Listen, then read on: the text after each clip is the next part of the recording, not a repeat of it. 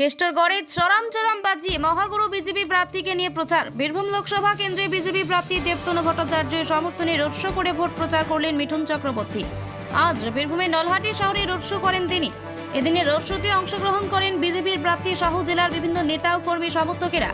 আজ বেলা 1টা নাগাদ হেলিকপ্টারে করে নলহাটিতে নামেন মিঠুন চক্রবর্তী। তারপর অন্যতম সতীপীঠ নলাটেশ্বরী মন্দিরে প্রণাম করেন তিনি। এরপর ব্লক অফিস সংলগ্ন মাঠ থেকে গাড়িতে চেপে রোড শো শুরু করেন তিনি। নলহাটি বাসস্ট্যান্ডে রোড শো শেষ হয়।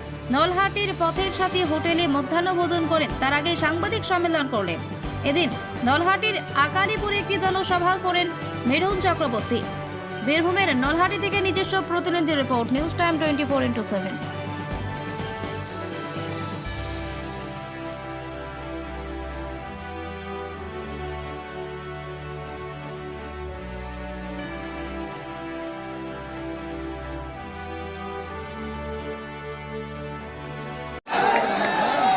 জানি আপনারা অনেকক্ষণ ধরে অপেক্ষা করছেন। এই তো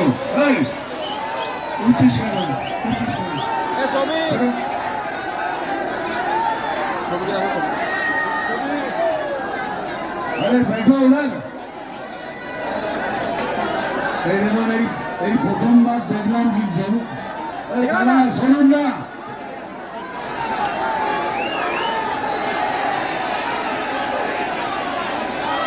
হ্যাঁ এটা খুব মজার জিনিস দেখলাম এখানে এসে।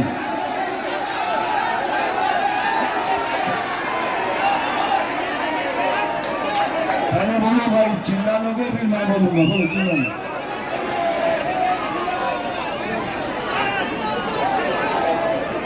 আপনি চশমা কিউ করুন না, চশমা বারবার খুলবো না, বলবো আমি খুলবো না, চশমা ফুল বেরোবে না, আমার চোখ ফুলিয়ে দিয়েছে। যেটা মানতে চাইছিলাম, এই প্রথমবার দেখলাম কোথাও ছেলেরা বসে মেয়েরা সব দাঁড়িয়ে গেছে। ছেলেরা এত ভদ্র হয়ে গেছে, এটা দেখাচ্ছিলাম আমরা বসেও দেখতে পারি, কিন্তু সবাই সব দাঁড়িয়ে গেছে।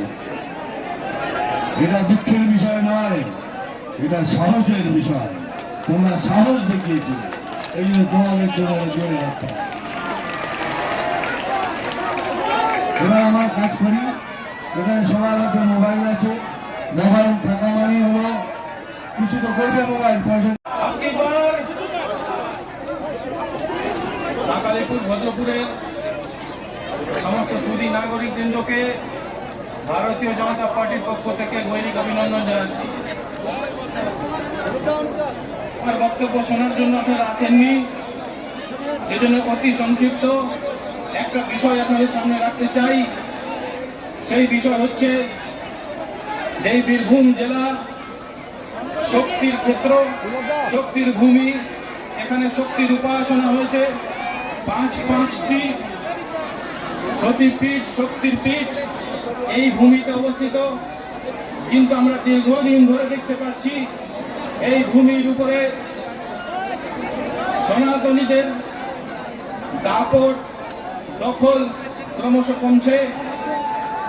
সেই জায়গা থেকে আপনাদের সামনে সুযোগ এসছে যে আবার নিজেদের শক্তির উপাসনার ক্ষেত্রকে শক্তি প্রয়োগের মাধ্যমে নিজেদের গণতান্ত্রিক শক্তি, গণতান্ত্রিক ক্ষমতা, সেটা প্রয়োগের মাধ্যমে আবার আমাদের শক্তির কেন্দ্রকে জাগ্রত করবেন।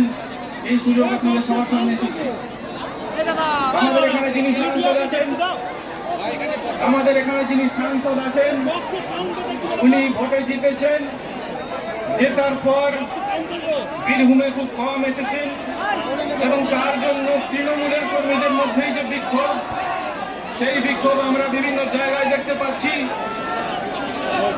আজকে উনি জেতার পরে বীরভূমবাসীর উন্নয়ন, বীরভূমবাসীকে সেবা করার পরিবর্তে উনি বীরভূমের বিভিন্ন এলাকাকে বিভিন্ন দুষ্কৃতী সন্ত্রাসীদের হাতে লিজ দিয়ে চলে গিয়েছেন। আপনারা জানেন সামনে নলহাটি, সেই নলহাটিতে পাইকপাড়ার মনোয়ার মন্ডল, খালাসি পাড়ার জনৈক রবিউল, এইরকম কয়েকজন দুষ্কৃতীর হাতে উনি নলহাটিকে লিজ দিয়ে গিয়েছেন। মুরারই আপনারা জানেন আলী, আমাদের শিউড়ি 2 নম্বর ব্লকে আপনারা জানেন হাজি নুরুল এবং সর্বোপরি কাজল শেখ, তারা এখানে রাজত্ব করছে, তারাই সমস্ত ক্ষমতা ভোগ করছে বিজয়ের শক্তি সামনে রেখে। এবারে আপনাদের সামনে সুযোগ এসেছে, আপনাদের সামনে বেছে নিতে হবে এই ধরনের সন্ত্রাসীদের যে বুলডোজার চলছে আপনাদের উপরে, তার থেকে যদি রেহাই পেতে হয় তাহলে তৃণমূলের এই সাংসদ তাকে ভোট না দিয়ে বিপুল ভোটে পরাজিত করে ভারতীয় জনতা পার্টির প্রতিনিধিকে এখান থেকে নির্বাচিত করে সংসদে পাঠাবেন। এবং এই অনুরোধ আপনাদের সামনে করে আমি আমার বক্তব্য শেষ করছি।